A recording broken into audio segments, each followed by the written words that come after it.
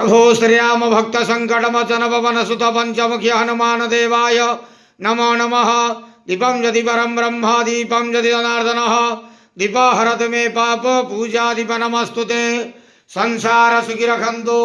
आज मार्गशीर मासर शुभ मंगलवार रे समस्त श्रद्धालु भक्त मानकर मंगल करंतु। समस्त श्रद्धालु भक्त मानकर कर्म क्षेत्र उन्नति करंतु। मनस्कामना पूर्ण करंतु।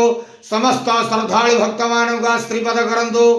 विश्वर कल्याण करंतु। आपणकर नाम विख्यात करंतु। जगतर मंगल करंतु। प्रभु संकटमोचन पवन सुत पंचमुखी हनुमान देवाय नमो नमः। संसार सुखी रखंत आनंद गेवार हरि बोलो। आज मार्गशीर मासर शुभ मंगलवार रे समस्त श्रद्धालु भक्त मानकर मंगल करंत आनंद गेवार हरि बोलो। प्रभु संकटमोचन श्रीराम भक्त पंचमुखी हनुमान देवाय नमो नमः।